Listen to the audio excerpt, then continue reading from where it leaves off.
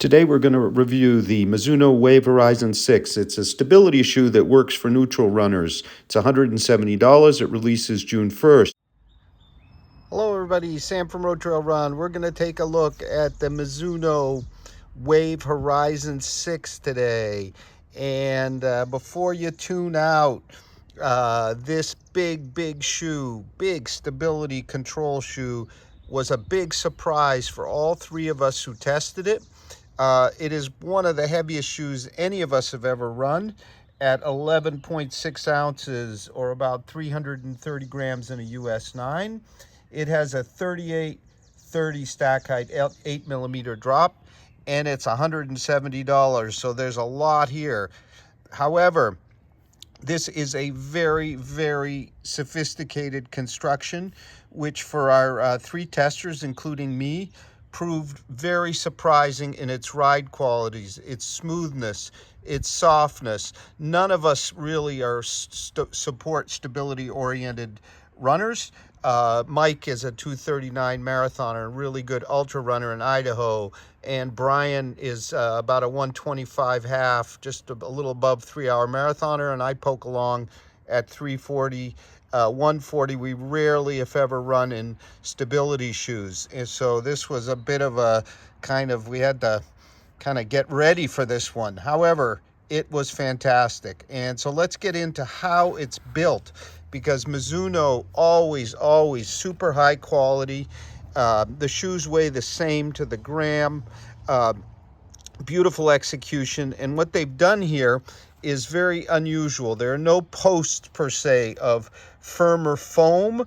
What we have on the medial side, as you can see, the black is actually the outsole that wraps up, and that provides some stability. You also see the pattern here, the pattern of the wave. So the white layer is euphoric, Mizuno's typical EVA foam. Then we have a layer of Energy, Mizuno's Energy, which is softer and bouncier.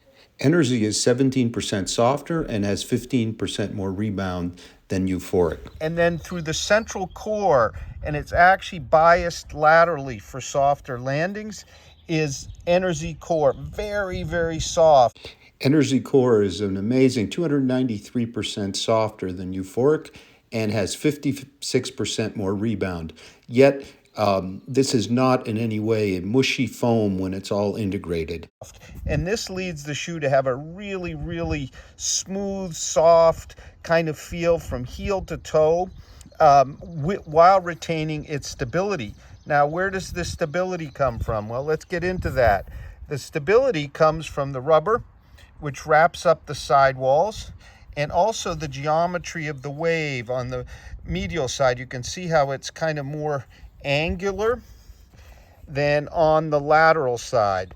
And these all blend together, the three kinds of foam, the rubber, and the geometry, to produce a really smooth riding shoe. Let's talk, before we get into a bit more about the ride, let's talk about the upper. As Mizuno's done before, this is a stretch woven upper.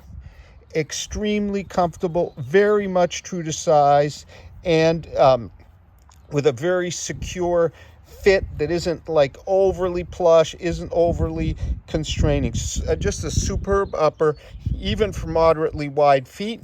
Very stout heel counter, but it isn't blocky. A little blocky, Mike found, as he's a 4-foot to midfoot striker, but generally it's a pretty darn good heel counter. So we have a thin tongue with a gusset. We have really nice laces. Everything holds well together. You can see in the stretch woven we have a pattern here. Again, a wave pattern. The design follows the function. On the lateral side, you can see what it looks like, but then on the medial side, over here, you can see it's stouter. And this provides also some of the support. So beyond this denser kind of more angular form to the woven part of the yellow you see here, that's the support. It's a bit of an overlay, but overall it really wraps the foot super well. Tons and tons of rubber here, well decoupled from the heel through the midfoot, We all thought maybe the forefoot was a bit slappy. There is some break-in in this shoe, but after about 20 miles, things get smoother, but there's a lot of rubber. We'd like maybe to see it a bit more decoupled, but certainly stable.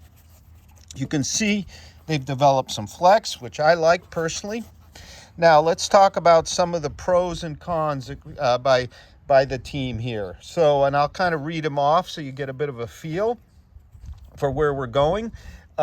Sam and Brian thought that it was massively supportive and also adaptive. Yes, we're both neutral runners. All three of us really are more neutral runners, with the control not in the way for this neutral runner.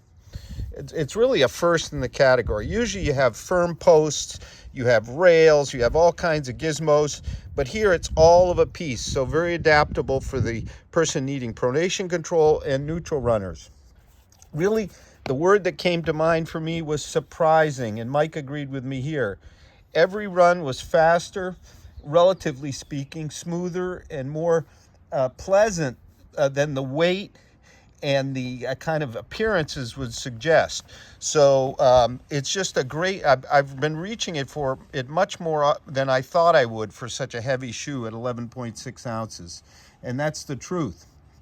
So it makes an ideal easy run recovery shoe, and of course for folks that really need the pronation control. There's a very easy flow from heel to midfoot transitions on all those waves of foam, and that differentially located, so more laterally located, enters the core, the softer side, so you get a nice soft landing and a roll without the loss of kind of the stability intended for the shoe. And then it's just soft enough rear cushion. This is really, close to a max cushion shoe, but it isn't mushy in any way. Never feel bogged down, even at slow paces. And as you get faster, really likes to pick it up a bit. Now, as far as the fit, we all thought near perfect, true to size for just about any kind of foot shape. So negatives, there are a few, yes. Well, the weight, 11.6 ounces. That's a lot of weight when you can get a lot of shoe for 2 ounces less. But we all felt it ran well below its weight on all runs. And that's not just saying it. It really did. For example, I also recently reviewed the Mythos Vigori from Diodora, 11 ounces, so a heavier shoe, about the same stack height. And it ran kind of heavier, a little bit more lumbering, but still a fine support kind of shoe. Now, a few more. I felt a touch of bunion pressure from these overlays right in here. Not sure why, because it is certainly a very pliable upper. Brian thought it had a long break-in period. I tend to mostly agree with him. It took me about 3 runs or 15 miles before they started getting less slappy. Mike, who is quite a midfoot to forefoot striker, felt the heel felt a little blocky, and yeah, there's a lot going on here, but it's not kind of off-weighted or back-weighted as some of these heavier heel counter shoes can be, because we do still have our 8 millimeter drop here.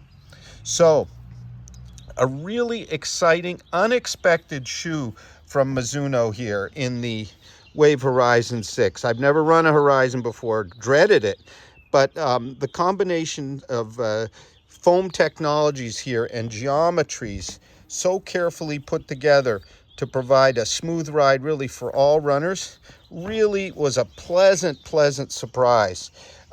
Is it a shoe that's gonna speed you to a fast marathon? No, but it's a great option for those easier days, for recovery runs, and certainly for anybody who really needs a lot of pronation control.